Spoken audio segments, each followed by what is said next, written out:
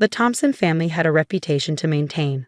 Old money, social connections, and impeccable taste were the pillars upon which Margaret Thompson built her identity. So when her only son David fell in love with me, a seemingly ordinary kindergarten teacher from a town no one in their circle had heard of, she made her disapproval crystal clear.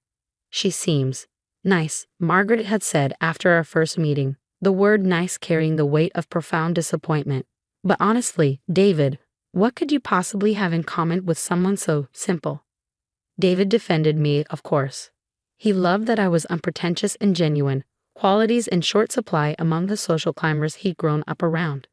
But Margaret's campaign of subtle undermining continued for the 2 years we dated, reaching its peak when David proposed with his grandmother's ring. "Congratulations," Margaret had said coldly over the phone when David shared the news. "I suppose we'll need to start planning immediately. There's so much Sarah will need to learn about how things are done in our world." Our world.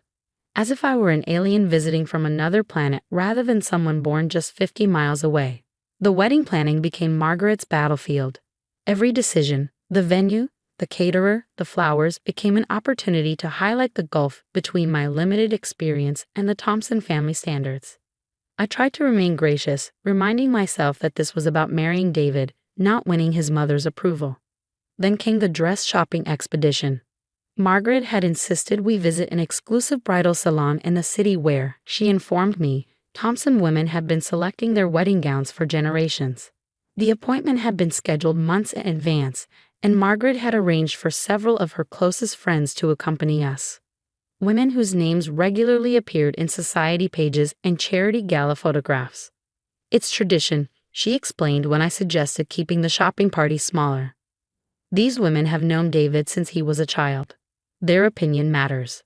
What she really meant, of course, was that my opinion mattered less. The salon was exactly as intimidating as I'd expected, all crystal chandeliers and champagne flutes, with gowns displayed like museum pieces. The owner greeted Margaret with air kisses and exclamations about how long it had been since they'd seen each other. "And this must be the bride," she said, examining me with a professional smile that didn't quite reach her eyes. "Yes, this is Sarah," Margaret replied. "We'll need something that flatters her figure, perhaps something with sleeves, and nothing too fashion-forward. Something classic to elevate her natural simplicity." I bit my tongue as the salon staff measured me and discussed my challenging proportions as if I weren't present. Margaret's friends sipped champagne and reminisced about their own wedding dresses, each apparently more exquisite than the last.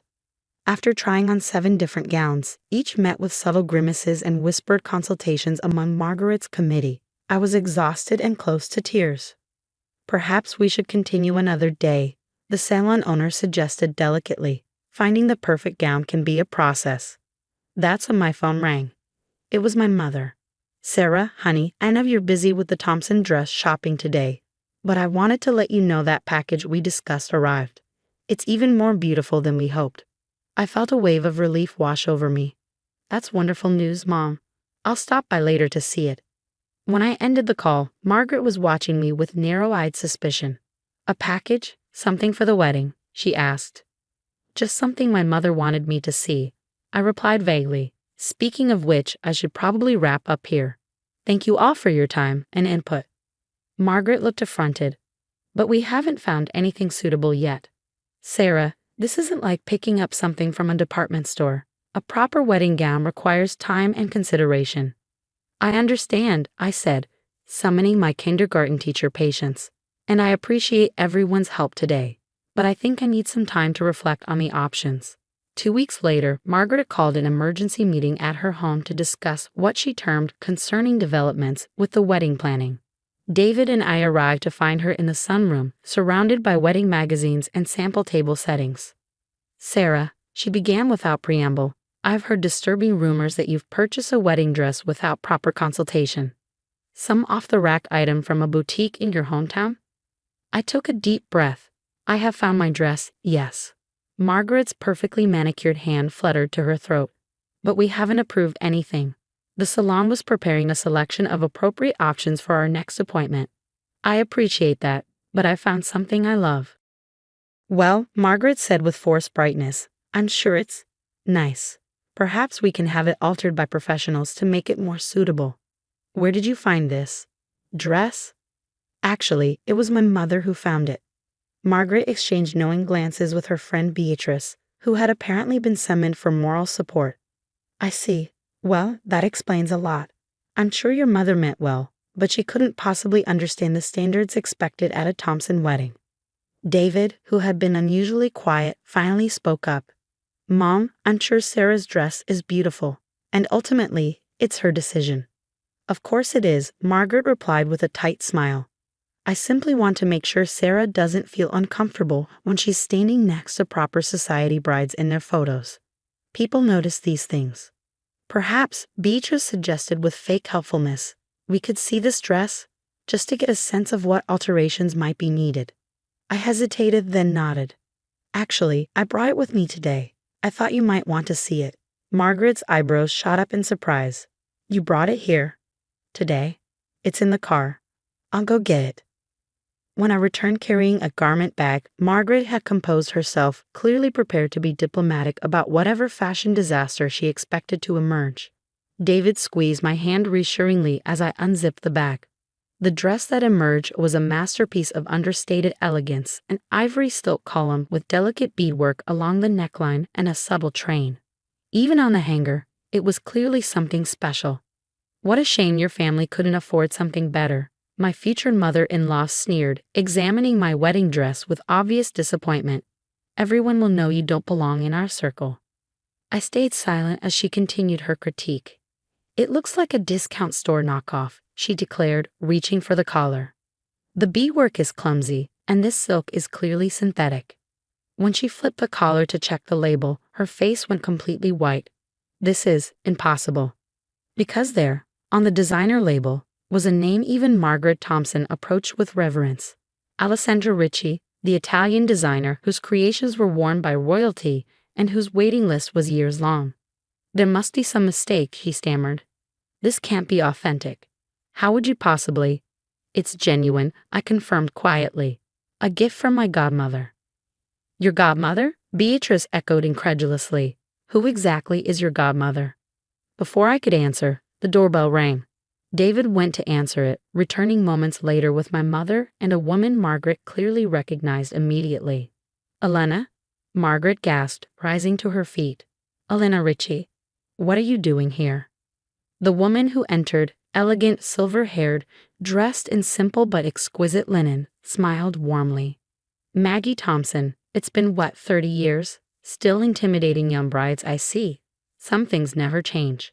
My mother stepped forward, squeezing my shoulders supportively. I believe you've been getting to know my daughter, though perhaps not as well as you thought. Margaret looked between them in growing confusion. I don't understand. How do you know Elena Ricci? Elena, the Elena Ricci, sister of Alessandra and co-founder of their fashion empire, laughed lightly. Catherine and I were roommates at university before I moved back to Milan. She was the first American to model for our early collections. Model?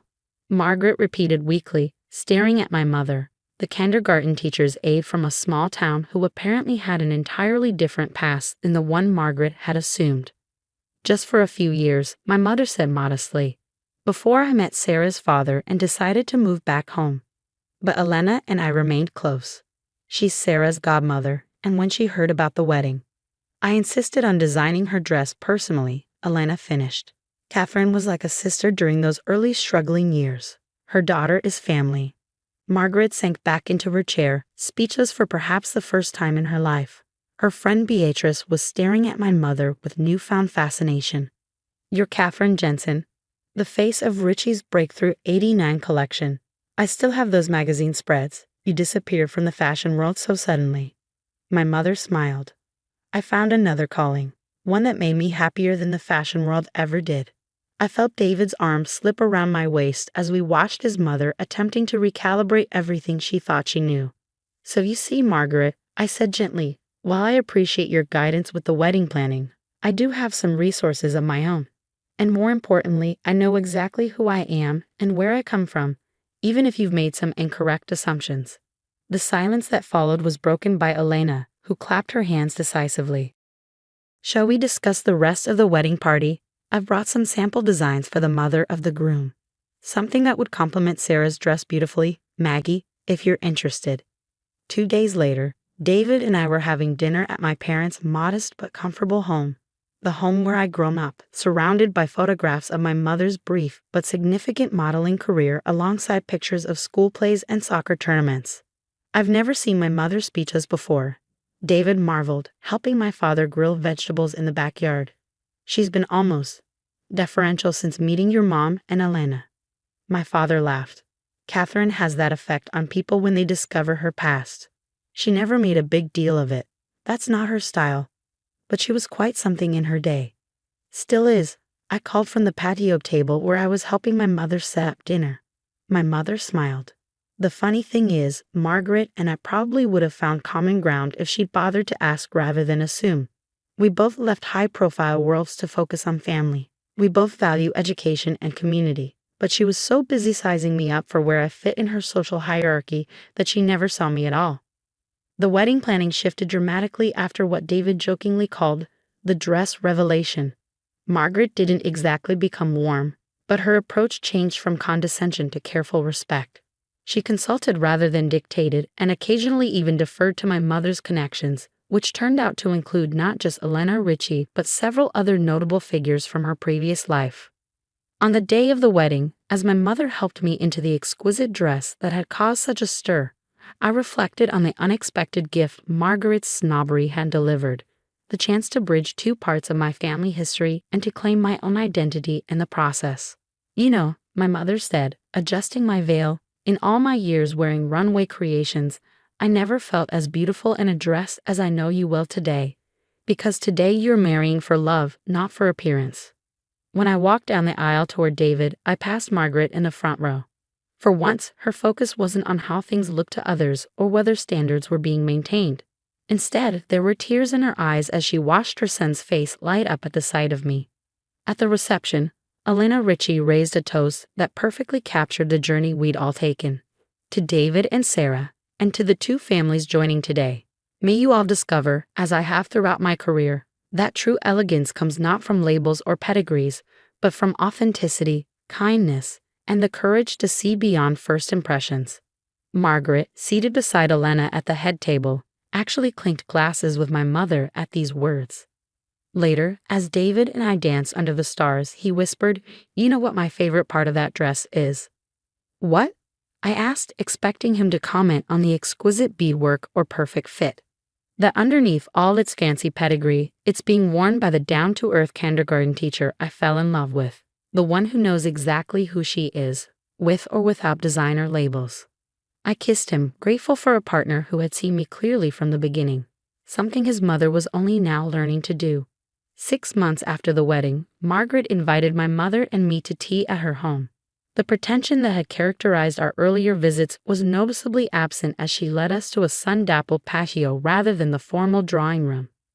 "I've been doing some thinking," she said, uncharacteristically hesitant, "about first impressions and hidden depths, about how we present ourselves to the world and what we choose to reveal." My mother and I exchanged surprised glances as Margaret continued. "Catherine, when we first met, I made assumptions based on your current life, never imagining your past experiences. I judged Sarah through the same limited lens." She paused, clearly finding this difficult. "The truth is, before I married into the Thompson family, my background was much closer to yours than anyone in my social circle knows. My father owned a hardware store.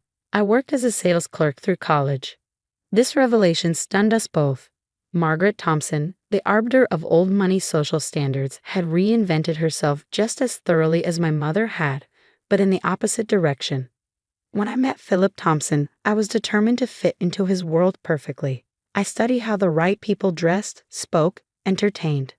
I erased every trace of my origins until I convinced even myself that I'd always belonged. She looked at me directly. "When David brought you home, Sarah, I didn't see a wonderful woman who made my son happy. I saw a reminder of everything I'd worked to distance myself from. I was terrified you might expose the fraud I sometimes still feel like." "Margaret," my mother said gently, "we all create different versions of ourselves throughout our lives. There's no shame in transformation. The shame," Margaret replied, "is in denying where we came from, in treating others as less worthy because of where we think they belong in some imaginary hierarchy." She reached across the table and, in an unprecedented gesture, covered my hand with hers. I hope you'll give me the chance to be a better mother-in-law than I've been so far, and perhaps a friend in time. As we drove home afterward, my mother and I tried to process this unexpected turn. Do you think she's sincere? I asked. Yes, my mother said thoughtfully. Recognition is a powerful thing. Sometimes people need to see themselves reflected in unexpected places before they can acknowledge their own truth. Like seeing a kindergarten teacher in an Alessandra Ricci original. My mother laughed. Exactly, but the dress didn't change who you are, Sarah. It just helped Margaret see past her own prejudice. And that, perhaps, was the greatest gift of all, not the designer dress or the social connections, but the reminder that our true worth has nothing to do with labels, whether they're sewn into a wedding gown or attached to a family name. A year later, when I discovered I was pregnant, Margaret was among the first people we told. Her eyes filled with tears as she hugged me, a genuine embrace without concern for appearances. This child, she said, will have the best of all worlds. Thompson determination, Jensen creativity, and parents who know the value of authenticity. As we left her home that evening, David squeezed my hand. Who would have thought a wedding dress could change so much? Not the dress, I corrected him, the willingness to look beyond it.